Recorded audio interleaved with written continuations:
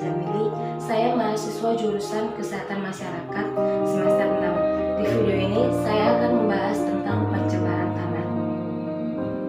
Pencemaran tanah adalah keadaan di mana bahan kimia buatan manusia masuk dan membuat lingkungan tanah alami. Biasanya terjadi karena kekurangan limbah cair atau bahan kimia industri, penggunaan pestisida, masuknya udara permukaan tanah tercemar ke dalam lapisan subpermukaan, kecelakaan kendaraan pengangkut minyak, zat kimia, udara limbah dari tempat penimbunan sampah, serta limbah industri yang langsung dibuang ke tanah secara tidak memenuhi syarat. Penyebab pencemaran tanah ada 3. Yang pertama, limbah domestik. Limbah domestik itu adalah limbah padat berupa sampah anorganik.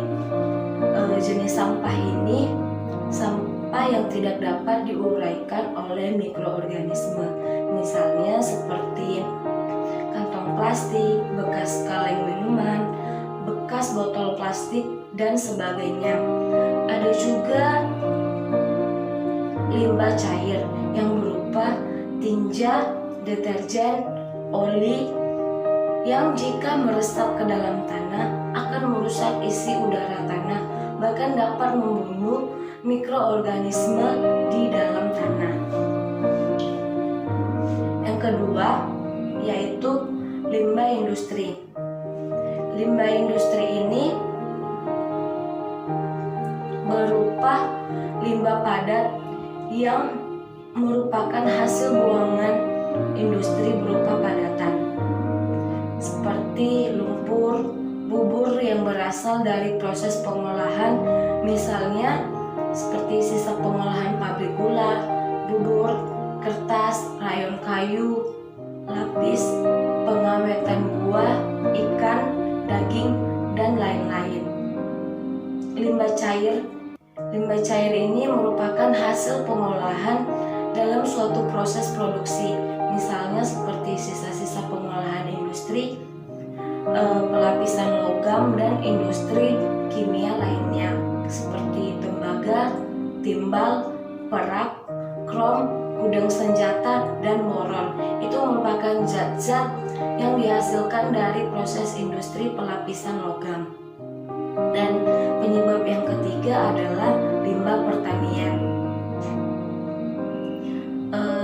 Limbah pertanian itu berupa sisa-sisa pupuk sintetik untuk menyuburkan tanah atau tanaman, misalnya seperti pupuk urea pestisida pemberantas hama tanaman, misalnya seperti DDT. Penanganan pencemaran tanah dapat dilakukan dengan cara remediasi.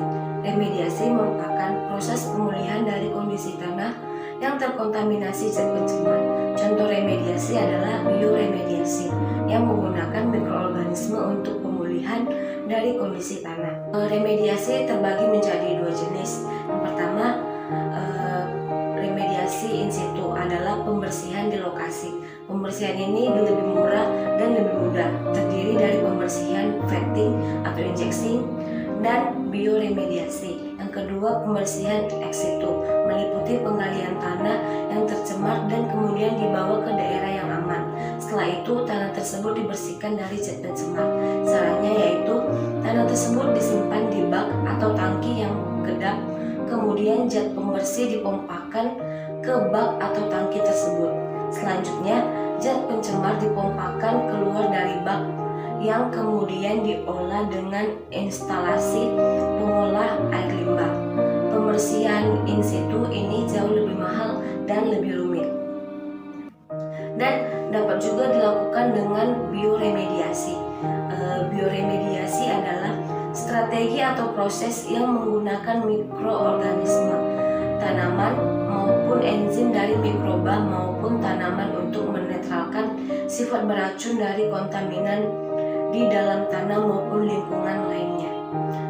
Bioremediasi bertujuan untuk memecah atau mendegrasi zat pencemar menjadi bahan yang kurang beracun atau tidak beracun. Pencegahan pencemaran tanah. Pencegahan dilakukan untuk tidak menyebabkan terjadinya pencemaran.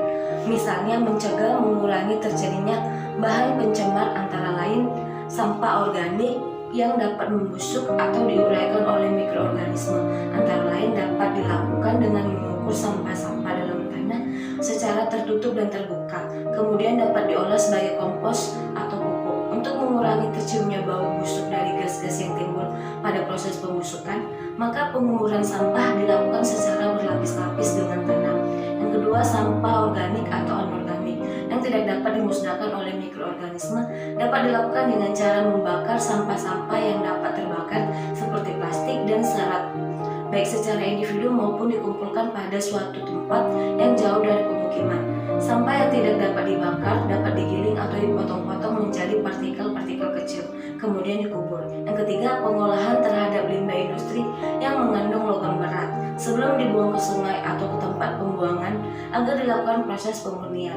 Yang keempat, sampah zat radioaktif sebelum dibuang disimpan dahulu pada sumur atau tangki dalam jangka waktu yang cukup lama sampai tidak berbahaya, baru dibuang ke tempat yang jauh dari pemukiman, tempat yang tidak berpenghuni atau dasar lautan yang sangat dalam. Yang kelima, penggunaan pupuk pestisida yang sesuai dengan aturan dan tidak sampai berlebihan. Yang keenam, pemakaian deterjen berupa senyawa organik yang dapat dimusnahkan oleh mikroorganisme.